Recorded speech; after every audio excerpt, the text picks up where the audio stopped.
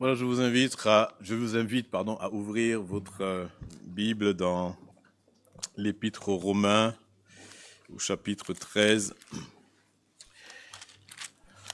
Cette année, nous sommes en train de considérer comme thème, ça ne veut pas dire que tous les dimanches on sera là-dessus, mais le thème du réveil, le fait que l'Écriture nous appelle au réveil. Il y a plusieurs domaines, certainement dans lesquels nous avons besoin d'être réveillés. Le texte que nous gardons un peu dans la pensée, celui de Romains 13. Nous allons lire donc le verset 11 jusqu'au verset 14. Romains 13, verset 11 jusqu'au verset 14. Cela importe d'autant plus que vous savez en quel temps nous sommes. C'est l'heure de vous réveiller enfin du sommeil, car le salut est plus près de nous que lorsque nous avons cru. La nuit est avancée, le jour s'approche. Dépouillons-nous donc des œuvres des ténèbres et revêtons les armes de la lumière. Marchons honnêtement comme en plein jour, loin des excès, de l'ivrognerie, de la luxure, de l'impudicité, des querelles et des jalousies. Mais revêtez-vous du Seigneur Jésus-Christ et n'ayez pas soin de la chair pour en satisfaire les convoitises. Alors nous avons considéré cette section avec un titre les exigences divines pour le temps présent, parce que ce passage parle du temps, de l'époque, de la saison dans laquelle nous vivons. Et puis, nous trouvons un certain nombre d'exhortations, d'exigences que Dieu nous donne dans sa parole. Et la dernière fois, nous avions considéré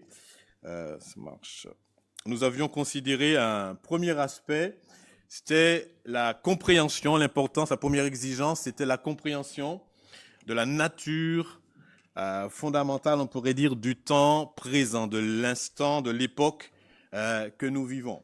C'était le temps qui appartient à Dieu, c'est pas le temps qui nous appartient, nous avons considéré ça. Nous avons considéré que c'était le temps, aussi l'Écriture le décrit ici, comme l'imminence du retour de Christ, parce que l'apôtre Paul dit ici au verset 11, à la fin de ce verset, « Car maintenant le salut est plus près de nous que lorsque nous avons cru. » Et donc ce temps était présenté ici comme un temps avec des opportunités spirituelles. L'opportunité d'annoncer la parole, l'opportunité de nous tourner vers Dieu. Nous avons vu un certain nombre de choses là-dessus. Et ce matin, nous voulons considérer une seconde exigence, je pourrais dire, qu'on trouve dans ce passage, c'est le maintien d'un état d'éveil spirituel, ici.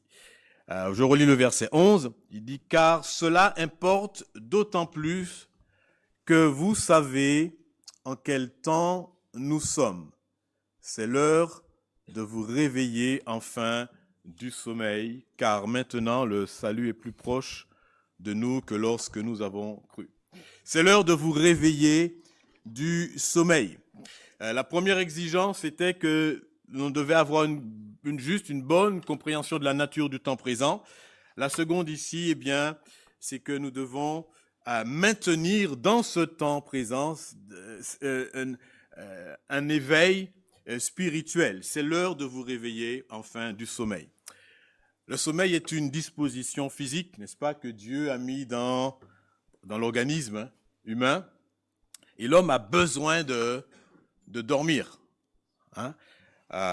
Et c'est nécessaire au corps. Moi, je viens d'être équipé d'un appareil il n'y a pas très longtemps pour dormir mieux. Je crois que c'est ma femme qui dort mieux maintenant.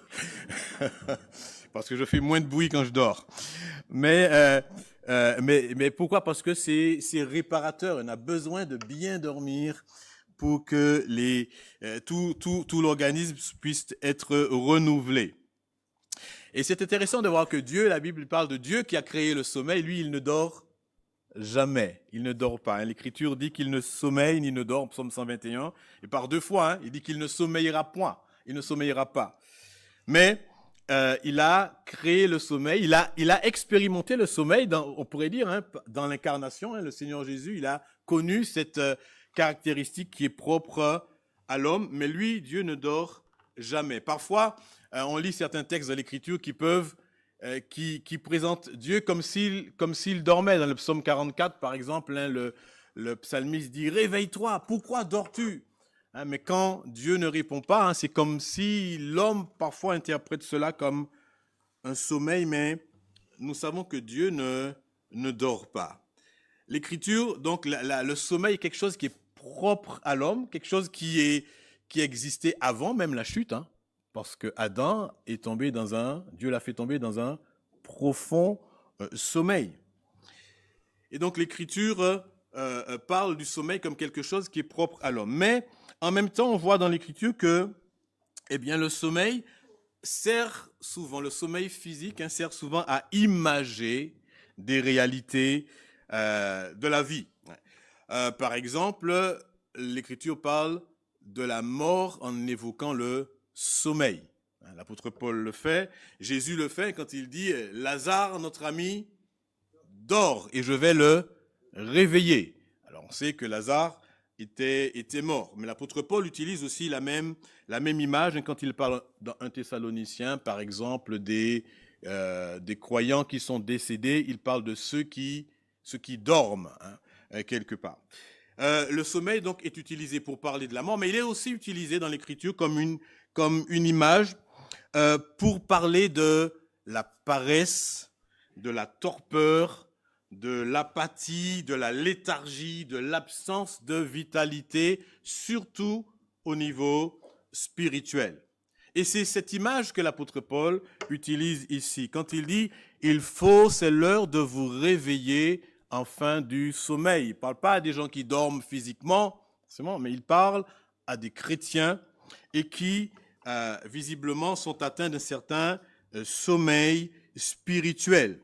Et c'est l'exigence, on pourrait dire, de Dieu pour nous ce matin. Il est important, le temps que nous vivons, c'est le temps où nous devons nous maintenir dans un état d'éveil spirituel. Nous réveiller et nous maintenir dans un état d'éveil spirituel. Et la première chose que on voudrait souligner ici, c'est que, il est possible pour le chrétien de sombrer facilement dans un sommeil spirituel. Il est possible et il est facile même pour le chrétien de sombrer dans un sommeil spirituel ou de sommeiller spirituellement. Paul s'adresse non pas, on le dit ici, à des incroyants, mais à des croyants. Il parle, il dit, il est l'heure de vous réveiller du sommeil car le salut est plus proche de nous que lorsque nous avons cru. Il parle de personnes qui ont cru, qui ont une foi en Jésus-Christ, et en même temps, il leur parle de se réveiller du sommeil dans lequel ils se trouvent. Et donc, on comprend par là qu'il est possible pour le chrétien de s'endormir spirituellement, d'être dans la torpeur, dans l'apathie, dans une espèce de léthargie, de relâchement spirituel. Mais non seulement c'est possible, mais c'est aussi facile de tomber dans ce sommeil. Et si on peut voir cette possibilité et cette facilité dans les nombreuses exhortations au réveil qu'on trouve dans l'Écriture. L'apôtre Paul parle ici du réveil, mais ailleurs il parle du réveil. On n'a pas mis les versets ici, mais dans Éphésiens 5, verset 13, vous pouvez le noter, il dit « Réveille-toi, toi qui dors, et Dieu t'éclairera d'entre les morts. » En 1 Thessaloniciens 5, il dit, verset 7, il dit « Ne dormons pas comme les autres, soyons sobres et veillons. » Et même dans 1 Corinthiens 15, on trouve traduit dans certaines traductions, dans la Darby, par exemple, 1 Corinthiens 15, 34, il dit « Réveillez-vous et ne péchez pas, car quelques-uns sont dans l'ignorance de Dieu.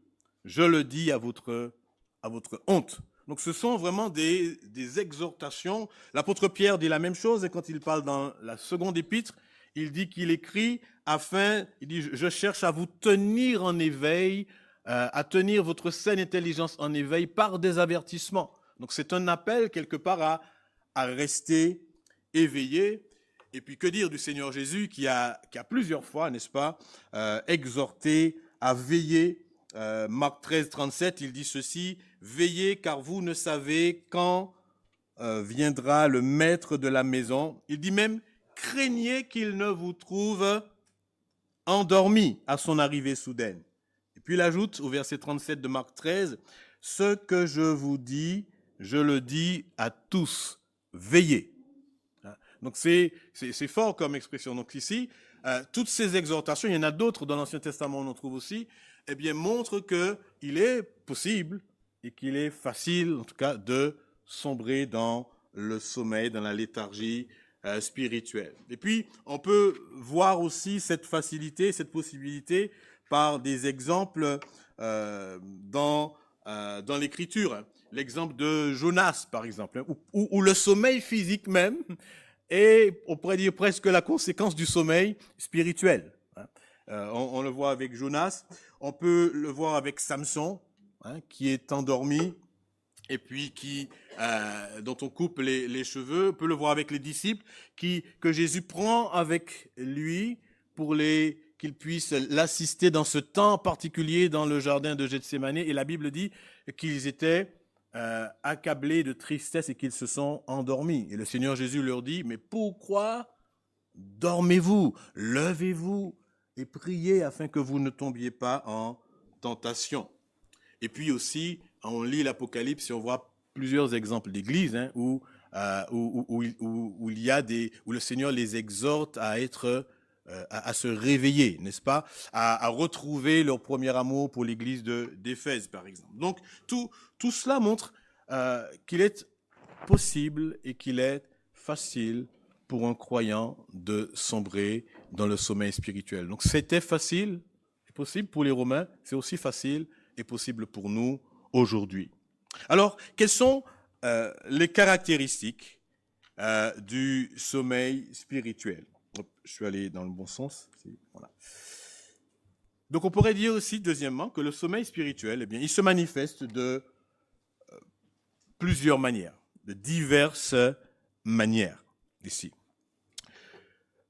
Par exemple, il peut se manifester par une insensibilité. Il se manifeste souvent par une insensibilité aux réalités spirituelles. L'apôtre Paul écrit à ses croyants, regardez comment il écrit au verset 11, je reprends le Romains 13, verset 11, il dit « Cela importe d'autant plus que vous savez en quel temps nous sommes. » Ce sont des chrétiens qui savent dans quel temps ils se trouvent.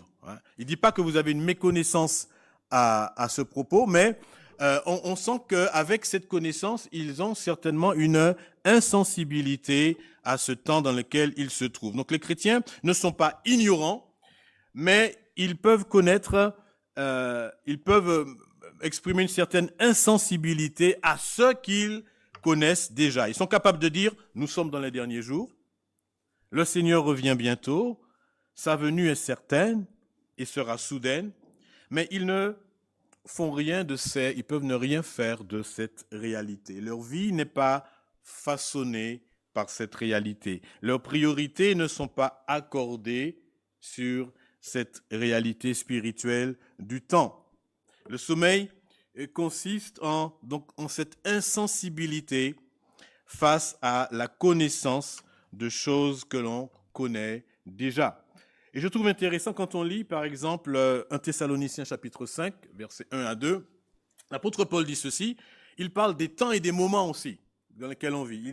Il écrit ceci, il dit, pour ce qui est des temps et des moments, vous n'avez pas besoin, frères, qu'on vous en écrive, car vous savez bien vous-même que le jour du Seigneur viendra comme un voleur dans la nuit. Il dit, vous savez ce qui se passe. Vous connaissez la question des temps et des moments. Vous savez que le Seigneur viendra. On n'a même pas besoin de vous en écrire là-dessus parce que vous le savez fort bien. Et puis quelques versets plus loin, il ajoute ceci, au verset 6, il dit, ne dormons point comme les autres, mais veillons et soyons sobres. Voyez ici, ça sous-entend que la connaissance peut être là et en même temps, on peut être insensible à cette connaissance et avoir une attitude de sommeil ici. Et donc, si vous voulez, c'est une caractéristique du sommeil spirituel, c'est vraiment cette insensibilité aux choses. Comme les scribes qui, du temps de Jésus, rappelez-vous quand les mages sont venus les voir, euh, les mages posent cette question, où est le roi des Juifs qui vient de naître? Et instantanément, ces scribes peuvent dire que c'est à Bethléem que le Messie doit naître. Mais ils n'en font rien, ils attendent le Messie, ils parlent du Messie, ils savent quand il doit naître, ils entendent parler de lui, mais quand des gens viennent pour voir le Messie, ils sont capables de sortir la connaissance sans que cela ne les touche particulièrement.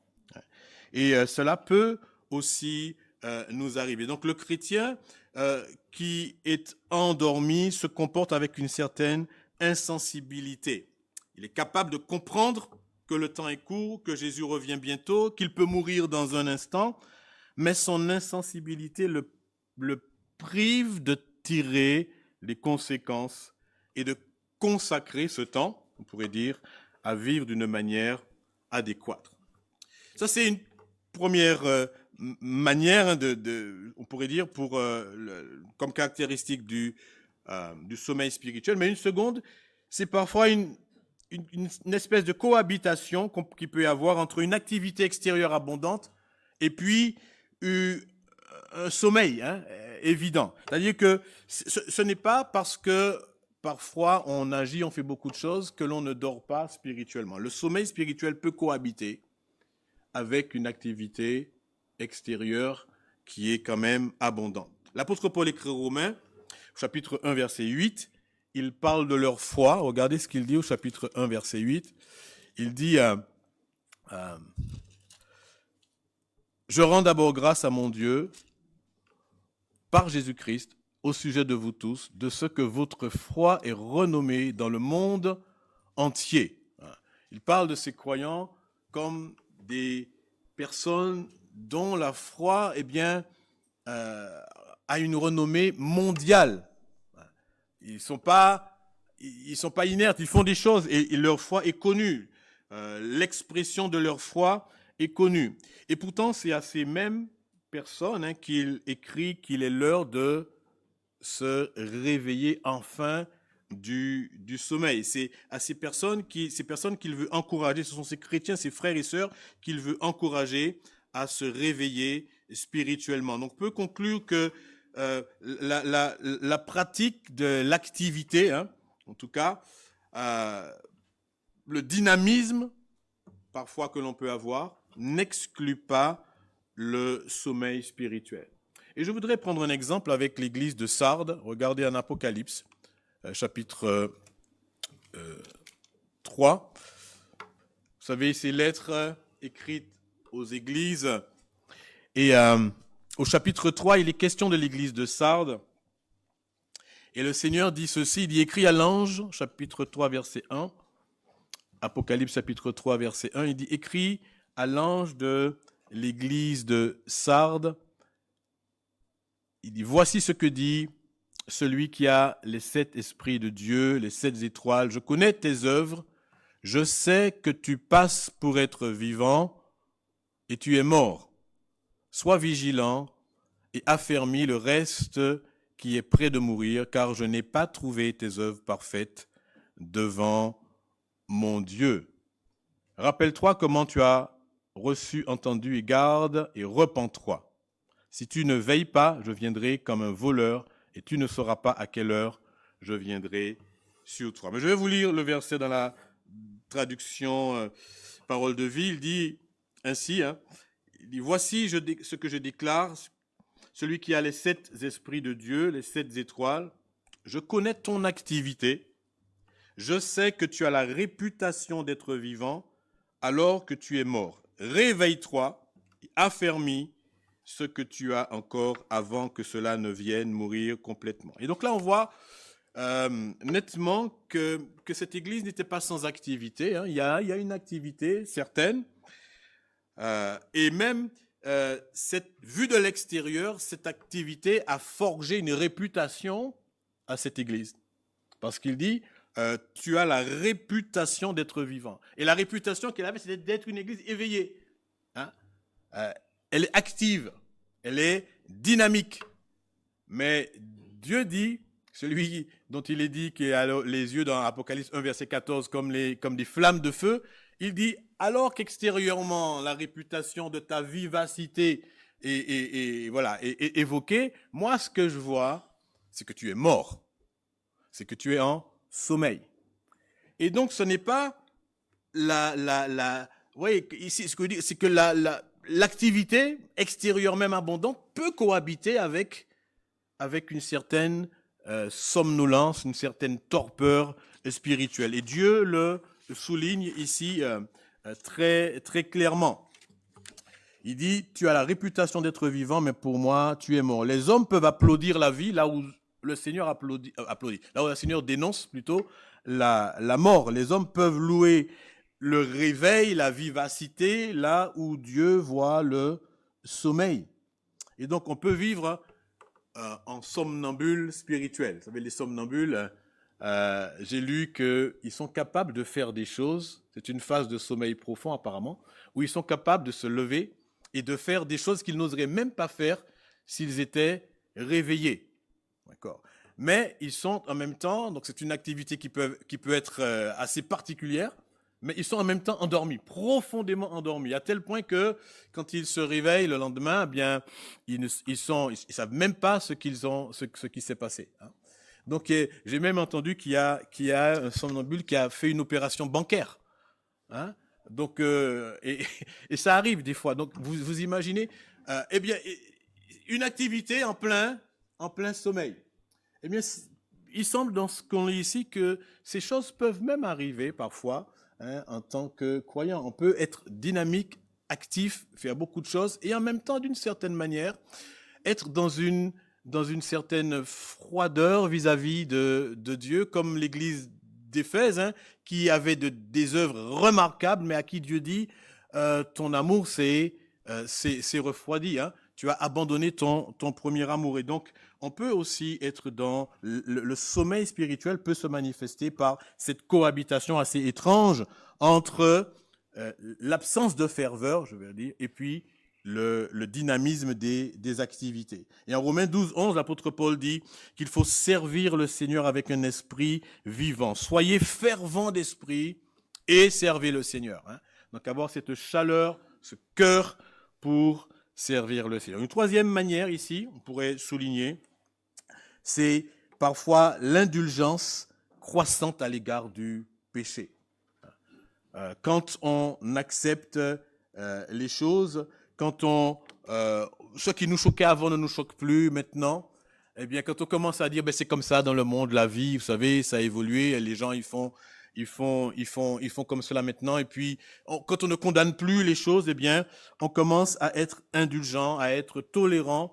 Eh bien, c'est un signe, quand même, quelque part, d'un certain sommeil spirituel. Et l'apôtre Paul disait à l'église de Corinthe, vous vous rappelez, dans Corinthiens chapitre 5, il y avait de l'inceste dans l'église.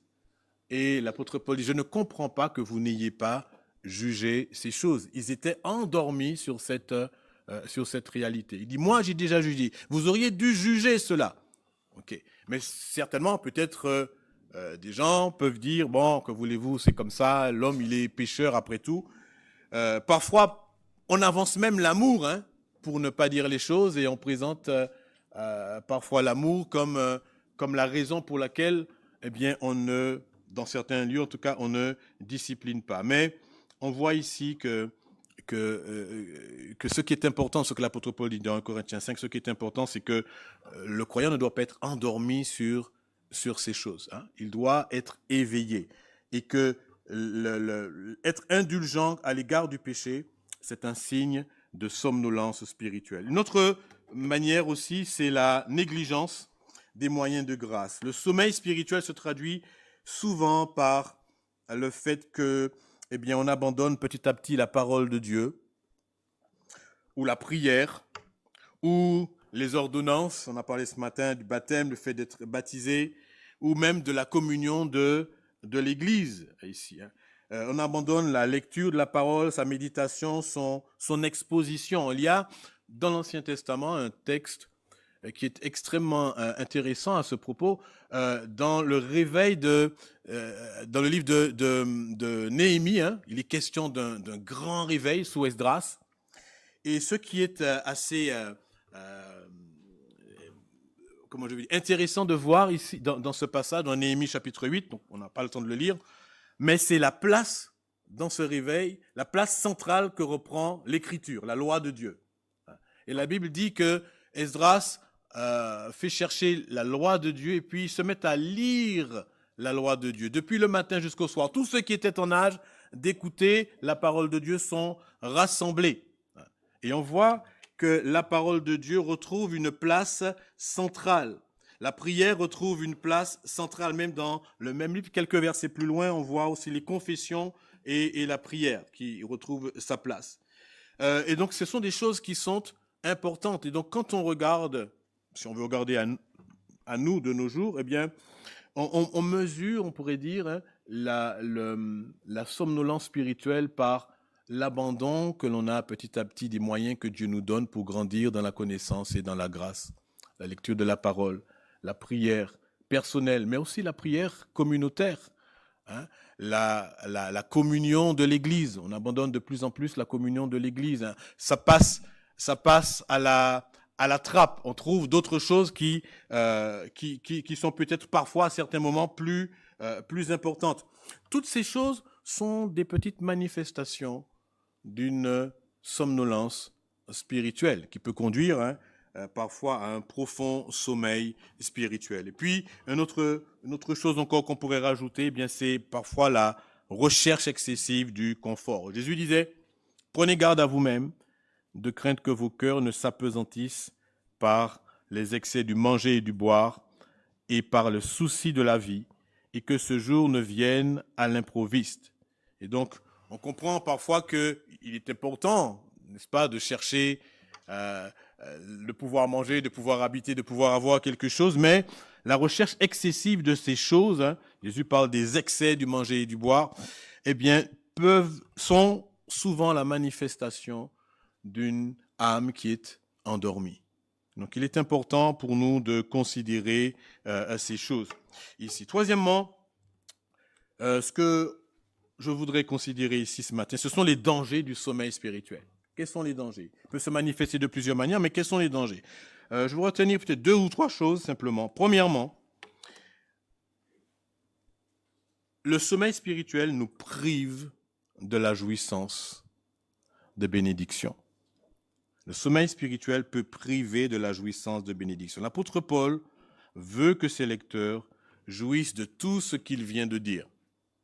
Il a dit beaucoup de choses. Il a parlé pendant 11 chapitres de tout ce que Dieu a fait dans le salut.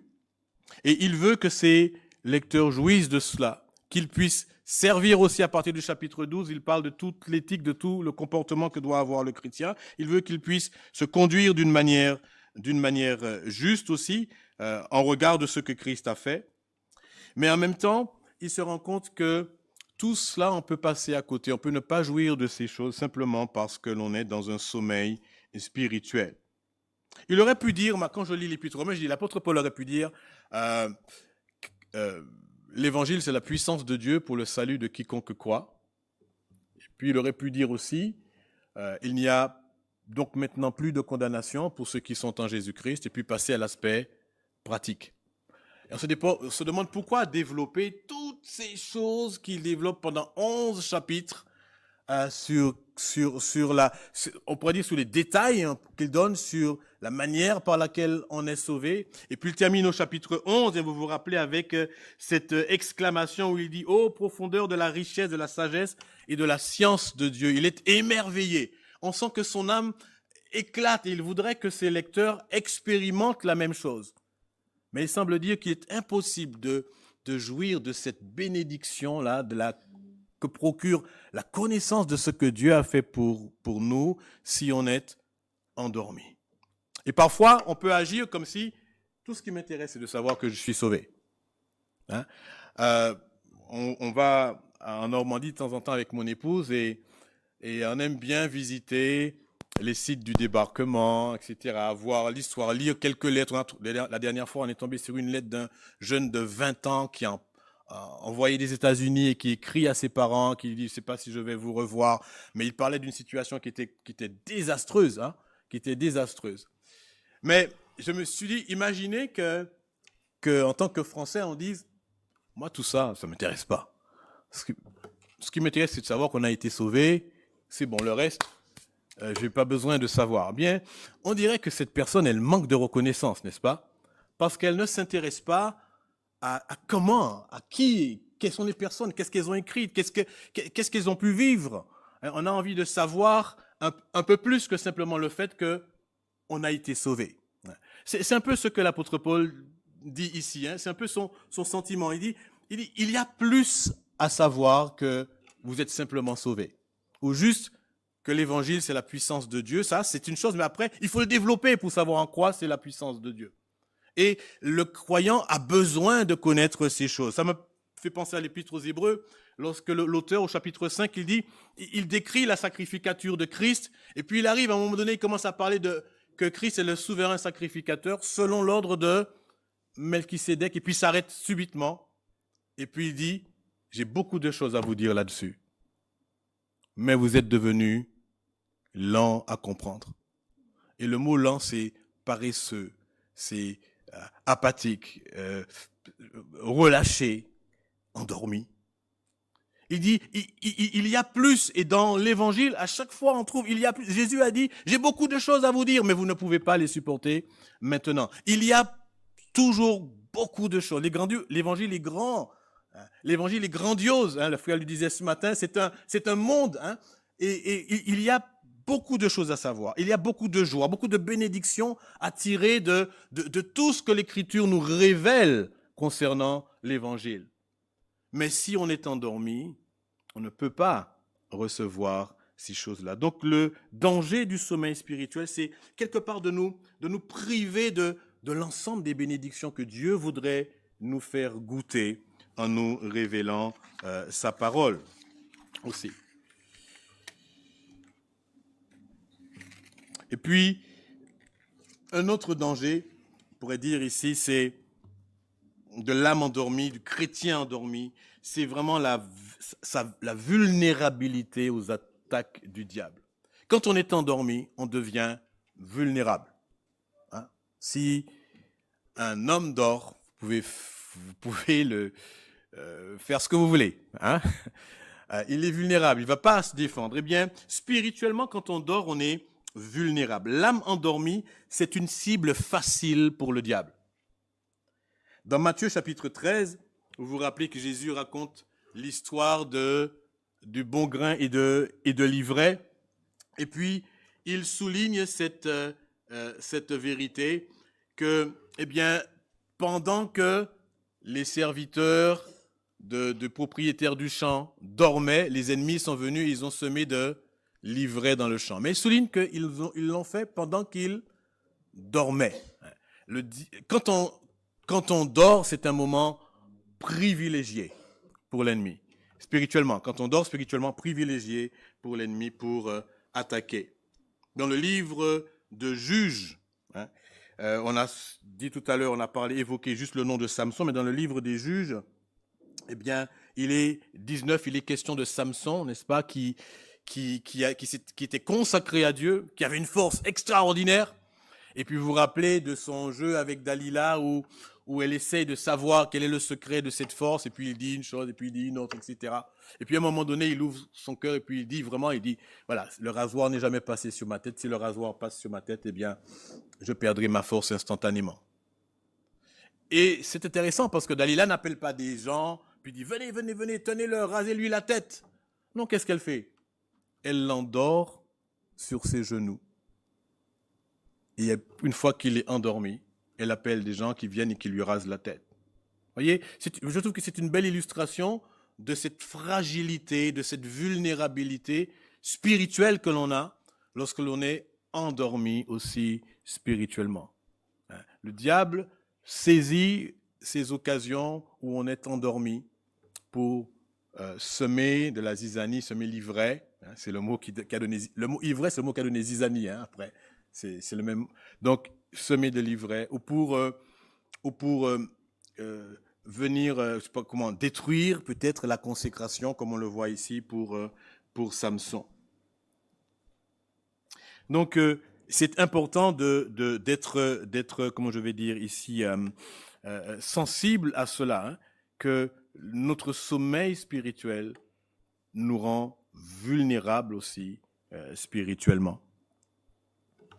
C'est pour ça que l'Écriture dit ne dormons point comme les autres. Et puis aussi un danger, eh bien c'est que cela peut nous conduire dans le manquement à la mission essentielle. On a entendu parler de cette mission que Dieu nous donne ce matin, n'est-ce pas, en tant qu'enfant de Dieu, de propager sa parole.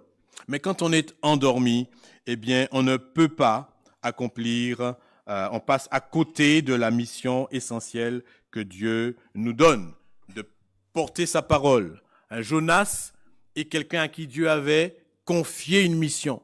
D'accord ? Il avait l'évangile qu'il pourrait porter on pourrait dire le message de repentance qu'il pouvait porter à ces Ninivites. Il a refusé de le faire. Il se trouve dans un bateau en pleine tempête. Et qu'est-ce qu'il fait, Jonas ? Il dort profondément, à tel point que les mariniers viennent, le secouent et puis lui disent « Pourquoi dors-tu ?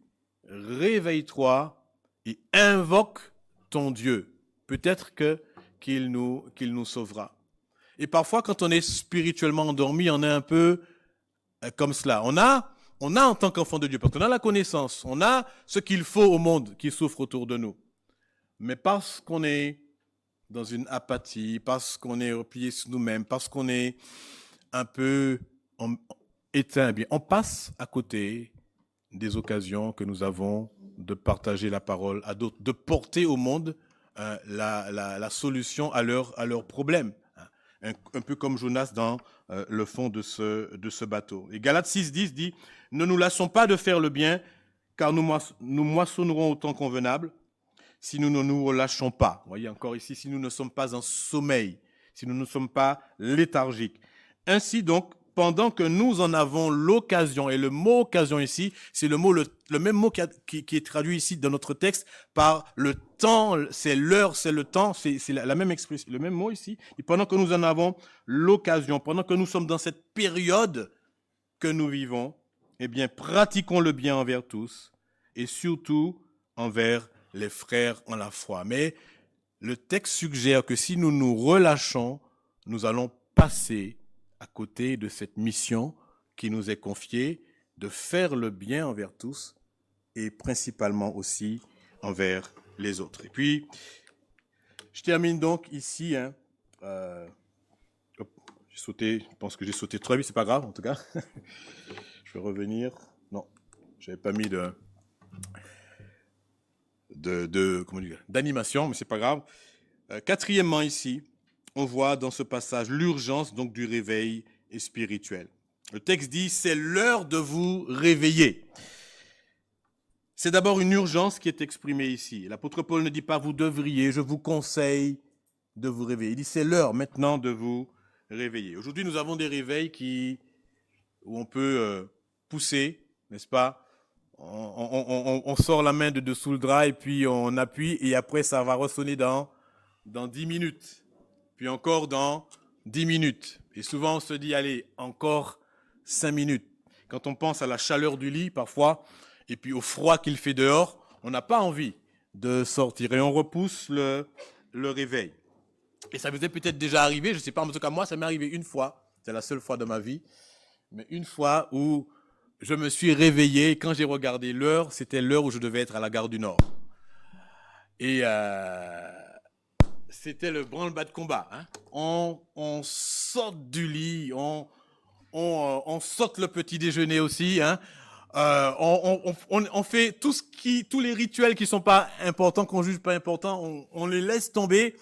D'accord ? Le but, c'est vraiment de sauter dans le prochain train et d'arriver le moins tard possible, parce qu'on est déjà en retard, le moins tard possible au travail, parce qu'il y a quelque chose à accomplir là. Et je crois que c'est comme ça que l'apôtre Paul parle ici, quand il dit « c'est l'heure de se réveiller », car ici, il dit « le salut est plus proche de nous que lorsque nous avons cru. Il parle comme s'il y avait ici une urgence. Il dit que le chrétien ici, il a une œuvre importante à accomplir. Et cette œuvre fait qu'il ne va pas se